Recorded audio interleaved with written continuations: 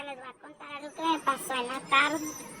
Pues estaba yo viendo Facebook, ya sabes. Y de repente donde le doy pum pum pum me sale un video que el coronavirus, que los síntomas y que tienes que dejar de respirar 10 segundos o no sé qué, que si toses tienes el pedo ese. Bueno, lo estaba viendo y todo el rollo, lo dejé de ver y no mames, me empecé a sentir mal. Yo, mamá, mamá, al chile estaba tosiendo. Que no mames, yo tengo el coronavirus. Nada más vi esa mamada y ya estaba tosiendo, ya me sentía bien mal. Hasta que dije, no, Gabriela, no seas pendeja. ¿Cómo? No, la mente no te va a ganar.